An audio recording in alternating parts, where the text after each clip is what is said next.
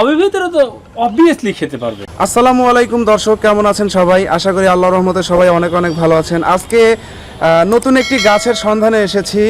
সেই গাছটি হচ্ছে যৌন রোগের একটি ঔষধ। ইউটিউবে অনেক সময় দেখা যায় যে কিছু কিছু গাছ আছে যেগুলো প্রাকৃতিকভাবে জন্ম হয় এবং এই গাছগুলো যৌন রোগের জন্য খুবই উপকারী এবং এগুলো খেলে যৌন স্বাস্থ্য অনেক ভালো থাকে। তো আসলে সেই অভিজ্ঞতা থেকেই আসলে মামার কাছে আজকেও এসেছি সেই অভিজ্ঞতা নেওয়ার জন্য, এবং সেই গাছ কোন গাছ সেটি আপনাদেরকে খুব শীঘ্রই দেখাবো যে সেই গাছটি আসলে কোনটি।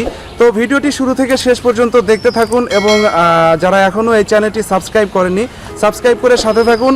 আর হচ্ছে আপনাদেরকে এখন মামাকে সাথে করে নিয়ে সেই গাছ দেখাতে নিয়ে যাচ্ছি আপনাদেরকে। সেই গাছের কথাটা, গাছের নাম কি, পরিচয় সেটা মামা তার মুখেই বলবেন। তো অত্যন্ত উপকারী একটা গাছ, যেই গাছটা প্রত্যেক বাড়িতেই আছে, প্রত্যেক রাস্তার পাশে অযত্ন অবহেলায় পড়ে থাকে এই গাছগুলো। আপনারা দেখলেই চিনে যাবেন যে এই গাছ এই আসলে আপনারা এতদিন কত অবহেলা করেছেন এই গাছ।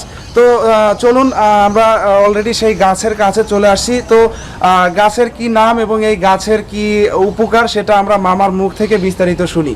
আমাদের মামা রয়েছেন, মামা সবকিছু আপনাদেরকে বুঝিয়ে দিচ্ছেন। মামা, গাছটা কোথায়? জি, আমার সাথে আসো, আমি দেখিয়ে দিচ্ছি তোমাকে। আচ্ছা, এইটি হচ্ছে সেই গাছ যেটাকে ভেষজ ভাষায় উলুট কম্বল বলা হয়। আপনি কি দেখতে পাচ্ছেন ভালোভাবে? হ্যাঁ, দেখা যাচ্ছে। উলুট কম্বল না? এটাই উলুট কম্বল।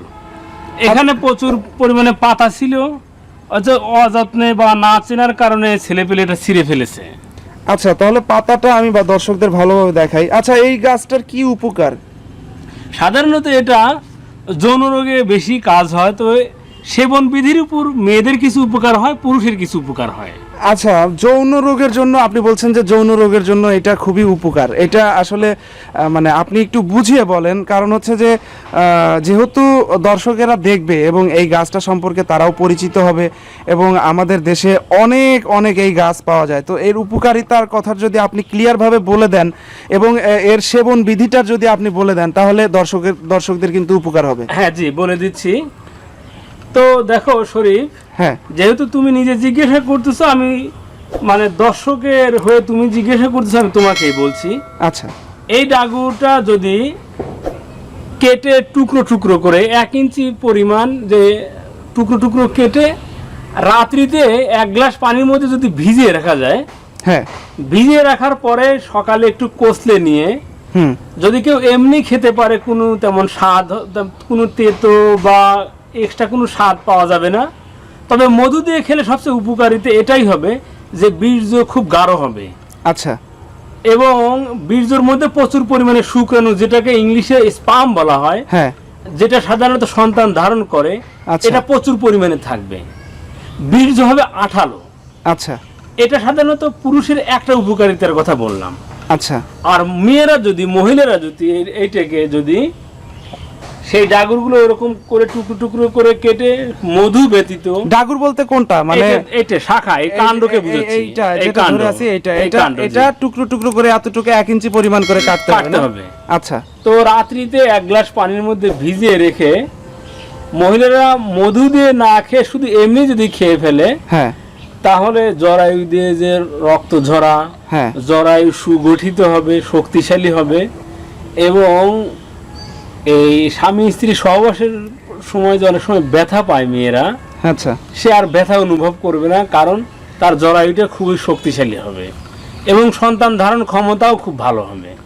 আচ্ছা, আপনি যে কথা বললেন যে এটা কি ধরেন আপনি যে যৌন সমস্যার কথা বললেন যে এটা যৌন সমস্যা সেরে যাবে, এটা কি অবিবাহিতরাও খেতে পারবে? এটা অবিবাহিতরা তো অবভিয়াসলি খেতে পারবে, কারণ বিয়ের পূর্বের সময়গুলোতে তারা অনেক ক্ষেত্রেই অনেক ছেলেপেলে অধিক হস্তমৈথুন, পুরুষ মৈথুন, পশু মৈথুনের ফলে তাদের জননী ইন্দ্রিয়র যে রগগুলো ছিঁড়ে গিয়ে থাকে। আচ্ছা, এই ডালের রস করে আমি যেভাবে বললাম খেলে তাদের ওই ছেঁড়া রগগুলো মেরামত হবে। জি, তার ওই জননী ইন্দ্রিয়টি অনেক শক্তিশালী হবে। তোমার যদি আরো কিছু জানার থাকে তুমি প্রশ্ন করলে আমার বলাটা একটু সহজ হবে। তাহলে এটা বিবাহিত অবিবাহিত সবাই খেতে পারবে? জি। আর এটার যে আপনি যে বললেন যে এটার এত উপকার, তো এইটার সম্পর্কে যদি আপনার কাছে কোনো প্রুফ আছে বা প্রমাণ আছে যে আসলে এটা আসলে আদৌ এত উপকারী কিনা এই গাছটা? অবভিয়াসলি জি। এটা তো এক হলো যে তোমরা যদি কিছু লেখক রয়ে গেছে, জি। আমির আমরুবাহি, হ্যাঁ। এটা পুশিদারাজ, হ্যাঁ। এই বইটা বাংলাদেশ সহ সারা মানে পুরো ভারতীয় উপমহাদেশের বিখ্যাত একটি বই। হুম। সেই বইটাও তোমরা পড়তে পারো। হুম।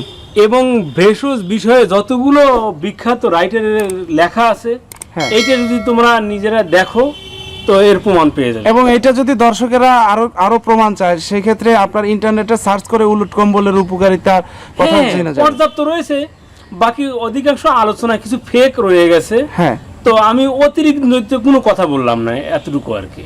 আচ্ছা, তো ইনশাল্লাহ দর্শক আপনারা হয়তো ভিডিওটি দেখে উপকৃত হয়েছেন, কারণ আমরা যতদূর পারি আপনাদেরকে সঠিক তথ্যটাই আমাদের এই চ্যানেলের মাধ্যমে আপনাদেরকে প্রচার করে থাকি। তো দর্শক, মামা আপনি কি দর্শকদেরকে আরও কিছু বলতে চান গাছ সম্পর্কে? না, দর্শকরা যদি আরো ভিন্ন কোনো রোগের, ভিন্ন কোনো উপকারিতা, ভিন্ন কোনো টিপস চায়, তো আমি অন্য কোনো কমেন্ট করলে বা এই রোগের কি সমস্যাকে আমি সেটা বলে দেবো। তো ঠিক আছে মামা, আপনাকে অসংখ্য ধন্যবাদ। দর্শক, আমরা এতক্ষণ কথা বলছিলাম হচ্ছে হেকিম এরশাদুল বারী আমার মামার সাথে। তো আপনাদের যদি আরও কোনো সমস্যা থাকে বা আপনাদের মতামত কিন্তু আমাদেরকে কমেন্ট করে জানাতে পারেন কমেন্ট বক্সে। আমি এবং মামা প্রতিনিয়ত এই ধরনের ভিডিও আপলোড করে থাকি ইউটিউব চ্যানেলে। আপনাদের মূল্যবান মতামত জানাবেন আমাদের কমেন্ট বক্সে। আর যারা এখনও আমাদের এই চ্যানেলটি সাবস্ক্রাইব করেননি, অবশ্যই সাবস্ক্রাইব করে পাশে থাকা বেল আইকনটিতে ক্লিক করে দেবেন। আপনারা যদি আমাদের সাথে থাকেন তাহলে আমরা আপনাদেরকে এই ধরনের ভিডিও উপহার দিতে পারবো। আপনাদের মঙ্গল কামনা করে ভিডিওটি শেষ করছি। আসসালামু আলাইকুম ওয়া রাহমাতুল্লাহ।